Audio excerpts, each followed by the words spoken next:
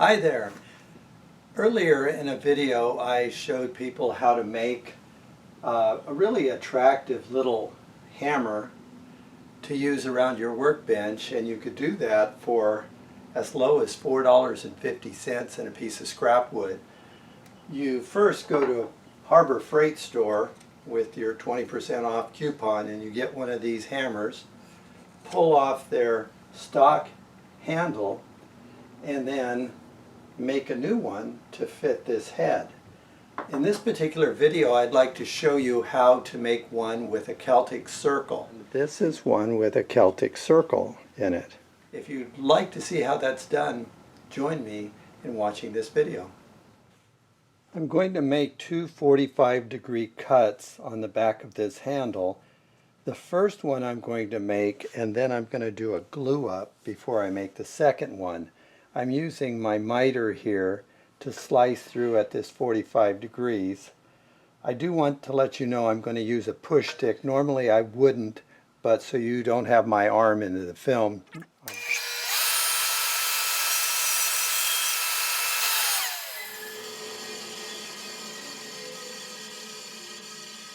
Now, with a bandsaw, notice you got a little bit of a kerf right there, because the blade kind of follows the course of least resistance and it jumps out. So you do have to knock that off in order to get a good glue up. Let's go and make our first glue up. Let me quickly knock that little lip off.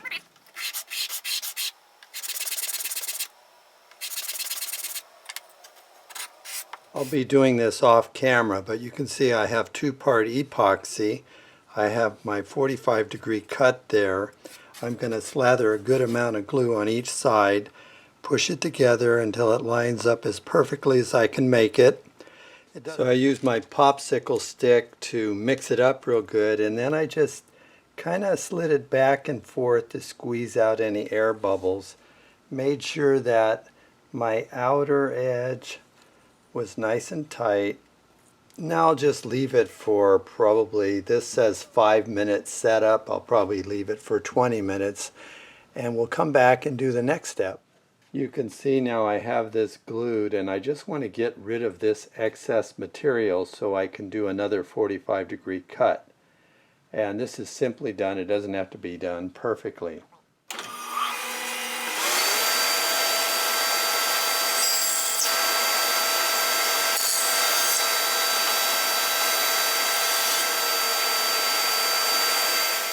I now want to cut a 45 the other way, and you can see right here I've marked the center point of this diagonal, and I've lined up that center point with the gap here on my bandsaw, and I'm going to run it through at 45 degrees.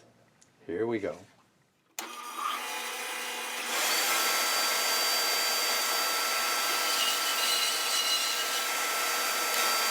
have the wax paper under us, we have our diagonal, and we have our bisecting diagonal right over it, and it's being epoxy glued. I'll let these two dry overnight, and tomorrow we'll spin them on the lathe. I have this now firmly placed in the lathe, and you can see where I have epoxied this crisscross of walnut. Now you're going to see the most amazing transformation. I don't understand this geometrically, what's going on, but it works.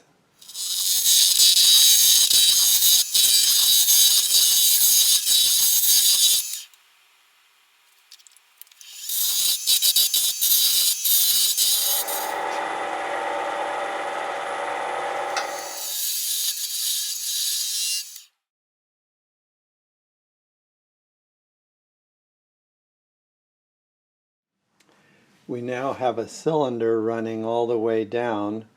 I think what I'm going to do now is taper around down this way and around here for my handle hold, and then narrow this all the way down. I might put a little bit of differentiation here, maybe a little knob here, and then taper to very narrow at the end. Well, it's coming along pretty nicely. I like this detail here. I might even put a burn in there. Now I'm going to take and measure the diameter, and this looks like it's tapering, so I'm going to measure the diameter I'll get the biggest diameter to start with here. And I'm going to lock that in. And then you can see right here I have to taper that down to that size. And it looks like I'll mark on there about 3/4 of an inch in depth. I've measured and I've got the proper taper here. All that's left is sanding and putting on a super glue finish. I just have to throw in a couple of quick burns. Hold this down vertical, come across.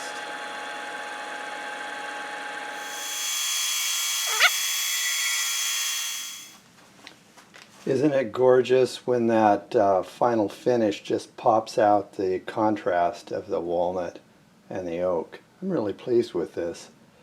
All I have to do now is put a little pilot hole in here and put the screw in and we're done. We'll go ahead and cut this off now.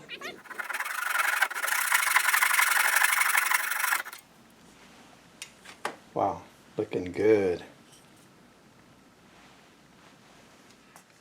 I made this really snug and I even had to sand the end a little bit, so I'll go ahead and encourage it to get down in there.